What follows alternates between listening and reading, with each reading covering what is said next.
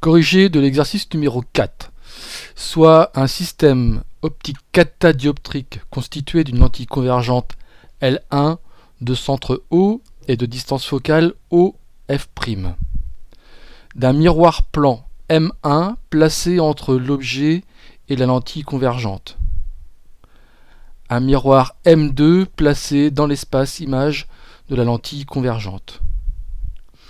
La chaîne d'images se représente de la façon suivante. AB, à travers le miroir M1, nous donnera une image intermédiaire A1B1, qui, à travers la lentille convergente L1, donnera une image intermédiaire A2B2, qui, à travers le miroir M2, donnera une image finale A'B'. Dans tous les cas, on aura affaire à un système convergent qui se résume à la chaîne d'images simplifiée ici. AB, à travers la lentille convergente L1, donnera une image A'B'. Les équations de Descartes sont rappelées ici à partir des blocs rouge, vert et bleu.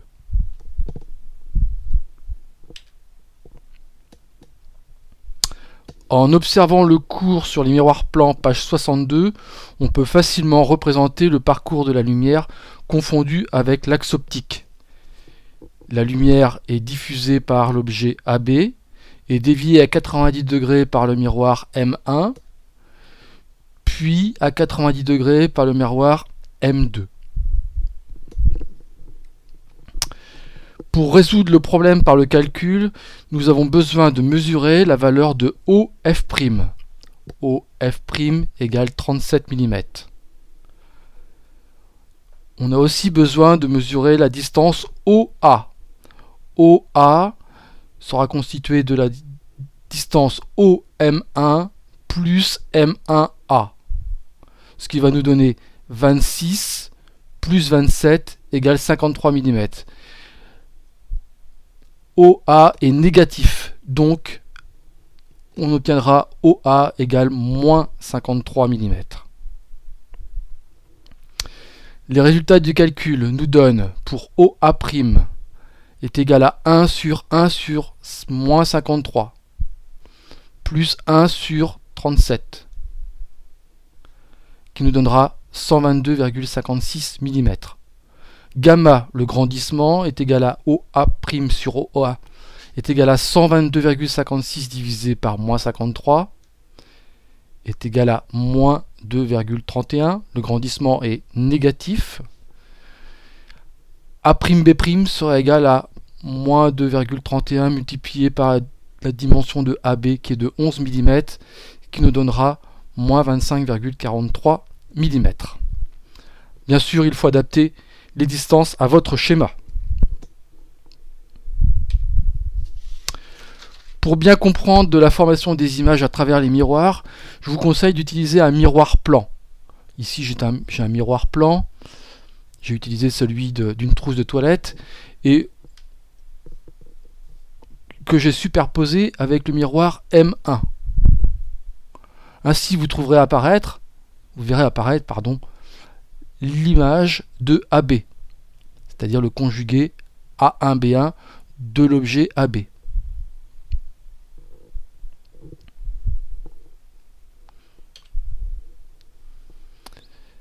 Première étape, nous allons représenter le conjugué de AB à travers le miroir M1, qui va nous donner donc la formation de l'image intermédiaire A1B1. Pour ceci, je respecte les distances AM1, M1, A1 de 26 mm ici, et je respecte la dimension de AB, 11 mm, que je reporte en A1, B1. Étape numéro 2. Je vais représenter la position et la dimension de A2, B2 sans tenir compte des miroirs. Les calculs nous ont donné les valeurs suivantes. OA' égale 122,56 mm, A'B' égale moins 25,43 mm. Donc à 122 mm de haut, je vais représenter le point A2. Et moins 25 mm plus bas, je vais représenter le point B2. Donc j'obtiendrai la dimension de A2, B2. Étape numéro 3, je vais tracer les rayons permettant de former l'image A2, B2. Attention, derrière le miroir M1, c'est virtuel. Derrière le miroir M2, c'est virtuel.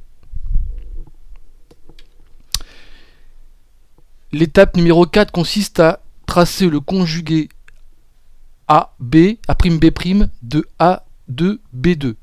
Pour ceci, je reporte la distance M2A2 de 59 mm en M2A', 59 mm.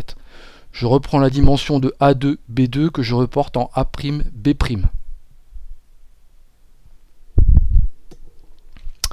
Enfin, il me reste à compléter les rayons réels, ceux partant de AB vers le miroir M1 et ceux partant du miroir M2 vers le point B'. On respecte donc bien la chaîne d'images initiale.